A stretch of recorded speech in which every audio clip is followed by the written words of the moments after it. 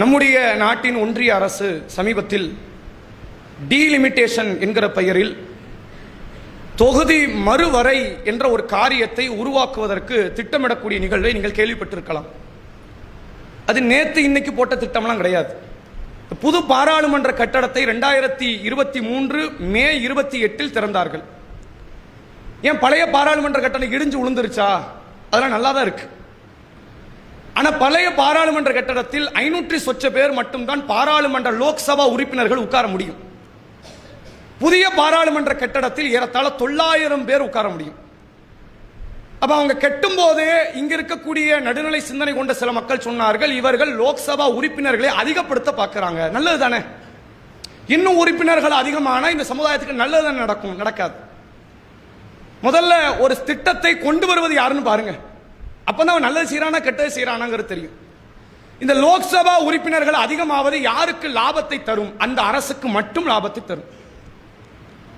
இப்போ 543 லோக்சபா உறுப்பினர்கள் இப்ப இருக்கிறாங்க. இதுல கடந்த நாடாளுமன்ற தேர்தல் நடந்தது. பாரத பிரதமர் ஏறி உட்கார்ந்தாரா? 3வது முறையா? இழுபறியில தான் உட்கார்ந்தார். 2 பேர் அங்க இருக்கிற நிதிஷ்குமாரும் இங்க இருக்கக்கூடிய நபரும், இந்த 2 பேரும் துணை நிக்கல அப்படின்னா இவரால் ஆட்சி அமைச்சிருக்க முடியாது. இப்ப நல்லா சுதாரிச்சுக்கிட்டு இவங்க என்ன பண்ணிட்டாங்க அப்படின்னா, ஏறத்தாழ 800 பேராக இதை மாற்ற அதை முழுமைப்படுத்துவதற்கு முயற்சி பண்றாங்க. ஊபியில, ராஜஸ்தான்ல, ஜார்க்கண்ட்ல, ஒரிசால இந்த மாதிரி இடங்கள்ல அதிகமான தொகுதிகளை கொடுத்து விட்டு தமிழகத்தில் இதே தொகுதி அல்லது இதை விட ஒரு கொசு ஒரு 2, 3, 10 அதிகப்படுத்தி விட்டு இனிமேல் எந்த சட்டம் இயற்றினாலும் தமிழக மக்கள் எங்களுக்கு ஓட்டு போடாதீங்க, இப்படியே அறிவிப்பு இனி வரும். ஆல்ரெடி வடமாநிலத்தில் முஸ்லீம் எனக்கு போடாதுன்னு அவன் சொல்லிட்டான். இப்ப அடுத்து என்ன அறிவிப்பு வரும்? தமிழ்நாட்டு மக்கள் எனக்கு போடாத, ஆந்திர மக்கள் எனக்கு போடாத, தெலுங்கானா மக்கள் எனக்கு போடாத, மேற்கு வங்காள மக்கள் எனக்கு போடாத, பஞ்சாப் மக்கள் எனக்கு போடாத, கேரளா மக்கள் எனக்கு போடாத. நான் ஊபிய, ஜார்க்கண்ட, ஒரிசாவை வச்சே நான் என்ன பண்ணிடுவேன், இனி நிரந்தர பிரதமராக ஆட்சியில் நாங்கள் அமர்வோம் என்பதை சொல்லாமல் சொல்லக்கூடிய ஒரு சட்டம் தான் இந்த டீலிமிட்டேஷன் என்பது. 800 பேர் வராங்கன்னு வைங்க, 400 பேர் இருந்தா இவங்க பிரதமர் ஆயிரலாம். ஆனா இவன் 600 பேருமே வாழ்தான் இருக்கும். எப்படி படிச்சு தேர்வு எழுதுறது? அது சரியா இருக்கா? சூப்பர்வைசரே மாத்திரு, புக்கே அவங்க கொண்டு வந்துருவாங்க, பார்த்து எழுதிடலாமா இல்லையா? கள்ளத்தனமாக ஆட்சி பிடித்தவர்கள் அந்த ஆட்சியை தக்க வைப்பதற்கான செயல் இது. இப்ப நிலைமை என்ன ஆகும்? இவங்களால என்ன சட்டம் இயற்ற முடியுங்கிறதுக்கு ஒரு சின்ன உதாரணம் பாருங்க. 5 வருஷத்துக்கு ஒருக்க பாராளுமன்ற தேர்தல், இனி 50 வருஷத்துக்கு ஒருக்க தான் தேர்தல்னு சொன்னாலும் அது நடக்கும், சாத்தியமாகும். அது என்னங்க? அது எப்படிங்க நடக்கும்? அதான் உறுப்பினர் அதிகம்ல, 400 ஓட்டு போட்டா முடிஞ்சு வச்சுல, அவன்கிட்ட தான் 600 பேர் இருக்கிறான்ல, கையை துக்குன வேலை முடிஞ்சிச்சு. 50 வருஷத்துக்கு ஒருக்க நீ ஓட்டு. இனிமேல் நாங்கள் இங்கு மன்னர் ஆட்சி தான் நடத்துவோம், ஓட்டு. இனிமேல் முஸ்லிம்களுக்கு குடியுரிமை கிடையாது, ஓட்டு. இனிமேல் திராவிடர்களுக்கு எந்த விதமான, அதாவது தென் மாநிலத்திற்கு எந்த விதமான உரிமைகள் கிடையாது, ஓட்டு. ஆனா நல்லா யோசிச்சு பாருங்க, இன்றைக்கு பாராளுமன்றம் நிற்பதே தென் மாநிலங்கள் கொடுக்கக்கூடிய வரி பணத்தில் மட்டும்தான் நிற்குது. தென் மாநிலங்கள் வரி பணம் கொடுக்கலன்னு அது நிற்காது. இதெல்லாம் மக்கள் தொகையை வைத்துத்தானே பிரிக்கப்படுதுன்ற ஒரு கேள்வி நமக்கு வரும்.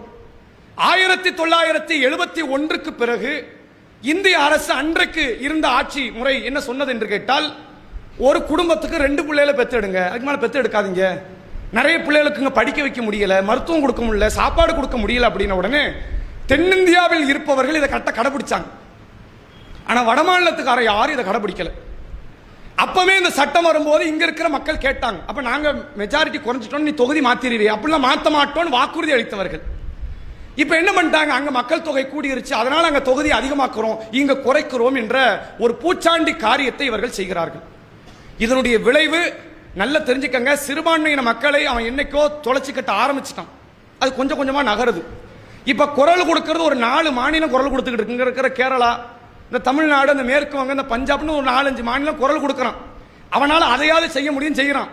இப்ப இவனை முடிச்சு கட்டிட்டோம். நீங்க முதல் அடி, ஒருவேளை இந்த சட்டம் இயற்றப்படுமையானால் சிஏஏக்கு வர்றதுக்கு வருஷம்லாம் ஆகாது, மாசம் ஆகாது, வாரத்தில் வந்துடும். அது அமல்படுத்தப்படும், குடியுரிமை பறிக்கப்படும், எல்லா உரிமைகளும் பறிக்கப்பட்டு முஸ்லிம்கள் இந்த நாட்டிலே அகதியாக்கப்படுவதற்கான ஆரம்ப கட்ட சூத்திரமாகத்தான் இதை அவர்கள் செய்து கொண்டு இருக்கிறார்கள் என்பதை புரிந்து கொள்ளுங்கள்.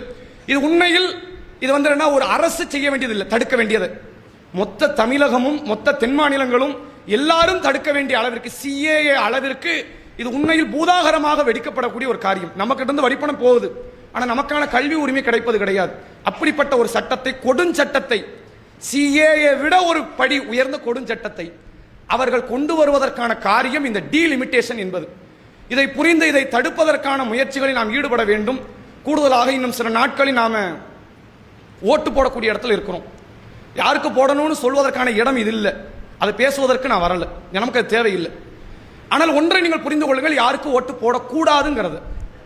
யார் இங்கு பாசிச சக்திகளை விதைத்துக் கொண்டு இருக்கிறார்களோ, வடமாநிலங்களில் நம்முடைய முஸ்லிம் சமுதாயத்தை, கிறிஸ்துவ சமுதாயத்தை ஜெய் ஸ்ரீராமை சொல்லியோ மாட்டுக்கரியை சொல்லியோ கொன்றவர்கள், பள்ளியை இடித்தவர்கள், குஜராத்திலே 2000-3000 முஸ்லிம்களை கருவறுத்தவர்கள், முஸ்லிம் பெண்களை ஹிஜாபு போட விடாமல் தடுத்தவர்கள், எல்லா விதமான மத உரிமைகளில் தலையிட்டவர்கள், மக்களுக்கு தேவையான எந்த அடிப்படை வசதிகளை பற்றியும் கேட்காதவர்கள் அடுத்து கால் உண்ட நிக்கிறாங்க.